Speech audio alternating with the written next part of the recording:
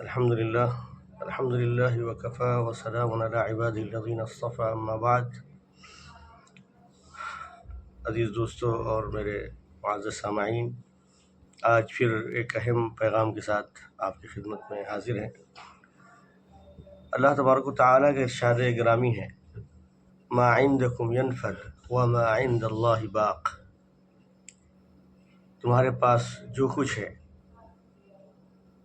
ختم ہو جائے گا، وما عند اللہ باق، اور اللہ کے پاس جو بھی ہے وہ باقی رہے گا۔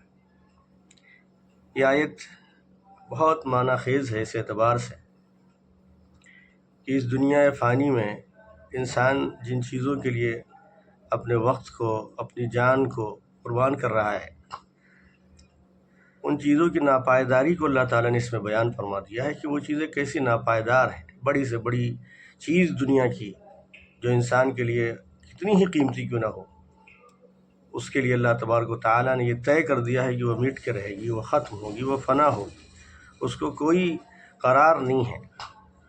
لہذا دنیا کی تاریخ اس بات پر شاہد ہے کہ بڑی بڑی سلطنتیں، بڑی بڑی بادشاہتیں اور بڑی بڑی ثروتیں سب لوٹ گئیں، سب ختم ہو گئیں۔ وہ چاہے فرعون کی بادشاہت ہو، چاہے بڑے بڑے سرداروں کی سرداری ہو، چاہے قارون جیسا خزانہ ہو، سب کچھ ختم ہو گیا اور وہ خود بھی دنیا سے فنا ہو کے چلے گئے۔ لیکن آخرت ایک ایسی لازوال نعمت ہے، آخرت کی نعمتیں ایسی لازوال ہیں۔ اللہ کا فیصلہ ہے کہ وہاں جو کچھ ہے وہ ہمیشہ رہے گا، دائمی ہے، کبھی اس کو فنا نہیں ہے، کبھی اس کو ختم نہیں ہونا ہے۔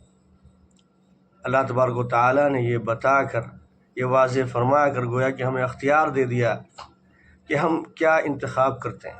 ہمیشہ رہنے والی چیزوں کا انتخاب کرتے ہیں، ان کے لیے اپنے وقت کو اور اپنی جان کو کھپاتے ہیں، لگاتے ہیں، یا ان چیزوں پر اپنی وقت کو قربان کرتے ہیں، اپنی جان کو کھپاتے ہیں جن کی کوئی گارنٹی نہیں ہے، جن کے بارے میں طے ہے کہ وہ ہمیشہ نہیں رہیں گی، وہ ان کو ختم ہونا ہے۔ اور اگر کوئی چیز کچھ زیادہ دن رہے بھی تو انسان کی بقا تو بالکل ممکن نہیں ہے، ہر انسان کو دنیا سے جانا ہے۔ لہذا یہ آیت ہمارے لیے اپنے اندر ایک پیغام رکھتی ہے کہ ہم آخرت کی چیزوں کے لیے اپنے وقت کو زیادہ فارغ کریں، دنیا کی چیزوں پر اتنا ہی وقت لگائیں جتنا ضرورت ہے۔ دنیا ضرورت کی چیز ہے، مقصد نہیں ہے۔ آخرت مقصد ہے، ضرورت نہیں ہے۔ لہذا ضرورت کو ضرورت کے درجے میں رکھا جائے اور مقصد کو ہمیشہ پیش نظر رکھ کر انسان زندگی گزارے۔ انشاءاللہ اللہ چاہے گا کہ دنیا بھی کامیاب ہوگی اور آخرت بھی۔ اللہ عمل کی توفیق عطا فرمائے۔ وآخر دعوانا الحمدللہ رب العالمین۔